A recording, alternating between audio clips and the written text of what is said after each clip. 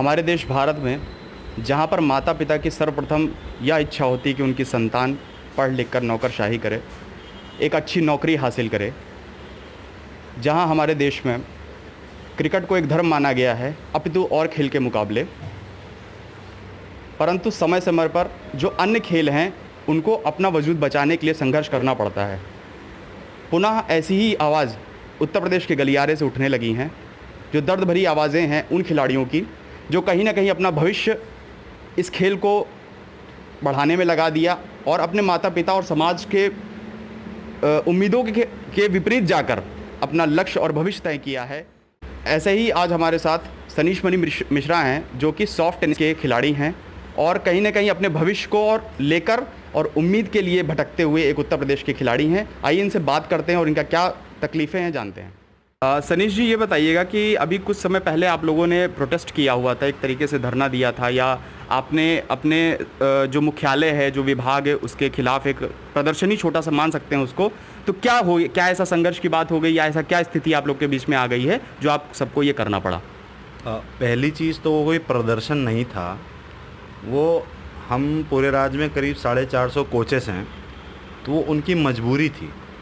अगर प्रोटेस्ट करना होता उनको तो मार्च से लेके अब तक वो बीच में प्रोटेस्ट कर लेते, बट चूँकि अब बहुत सारे कोचेस ऐसे हैं जिनका घर नहीं चल पा रहा है, बहुत सारा उन्होंने कर्जा ले लिया है, तो एक तरह से वो विरोध था लेकिन अनुरोध के रूप में था कि सरकार हमारी बातों पे संज्ञान ले, नहीं तो हम अब सब्जी बेचने की स्थिति में आ गए हैं।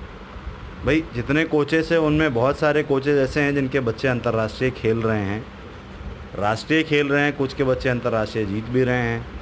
तो बहुत ही दुखद स्थिति है ये कि एक वो हाथ जो बच्चों को ऊपर बढ़ाने में लगाता है, उस हाथ से चाय और पकोड़े बेच रहा है।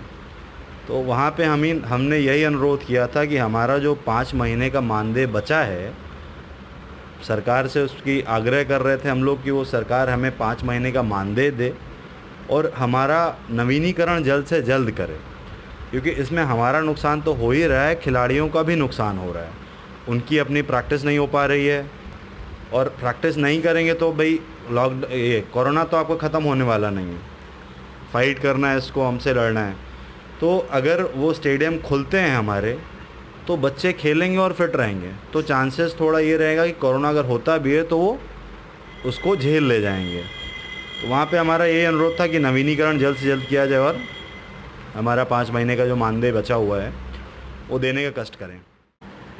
सनीश जी, आप कोच के साथ साथ एक खिलाड़ी भी हैं और ये जो लक्ष्मण पुरस्कार आपको मिला हुआ है, तो ये किस चीज़ के लिए आपको मिला था? ये हमारे राज्य का सर्वोच्च खेल पुरस्कार है। तो जब आप अपने खेल में अच्छा प्रदर्शन करते हैं तो ये आपको पुरस्कार से सम्मानित किया जाता है। तो ये पुरस्कार मुझे इसीलिए मिला था क्योंकि मैंने अपने राज्य के लिए तो नेशनल्स खेला ही खेला है, मैंने वर्ल्ड चैम्पियनशिप और एशियन चैम्पियनशिप जैसे गेम भी खेले हैं, तो मुझे इसके लिए ये मिला था। और इस पुरस्कार को पाने के बाद मुझे लगा था शायद मेरी ज़िंदगी बहुत अच्छी हो जाएगी, क्योंकि बाकी राज्यों में, अन्य राज्यों में जो भी उनके सर्वोच्च खेल पुरस्कार होते हैं उसके साथ साथ उनको जॉब मिलती है, पेंशन मिलता है।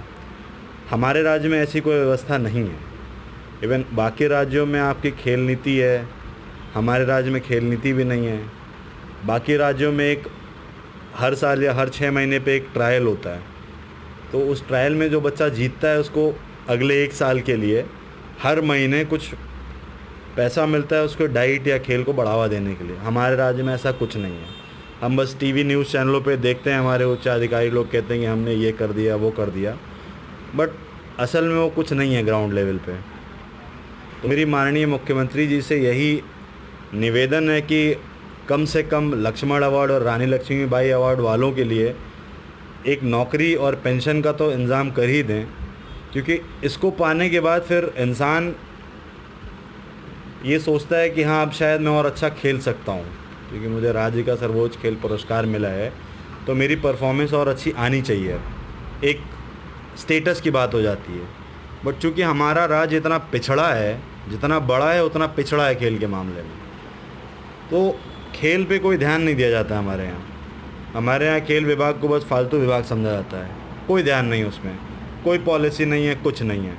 तो मैं माननीय मुख्यमंत्री जी से यही अनुरोध करूंगा कि वो खेल विभाग की तरफ ध्यान दे, खिलाड़ियों पे ध्यान दे, खेल इंफ्रास्ट्रक्चर पे नहीं। आप इंफ्रास्ट्रक्चर बनाए जा रहे हैं बट उसमें खेलने वाले नहीं रहेंगे तो क्या करिएगा उसका। हमारे यहाँ लोगों का जोर जो है वो कंस्ट्रक्शन और इन सब पे ज़्यादा है। मैं मुख्यमंत्री जी से ये अनुरोध करूँगा कि खिलाड़ियों पे ध्यान दिया जाए और खिलाड़ियों को प्रोत्साहित किया जाए।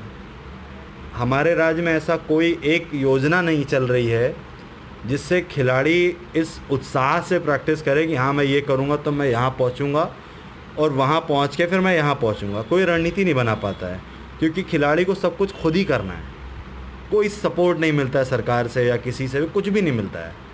तो मैं उन माननीय मुख्यमंत्री जी से अनुरोध करूँगा कि वो इस चीज़ को अपने संज्ञान में लें। धन्यवाद।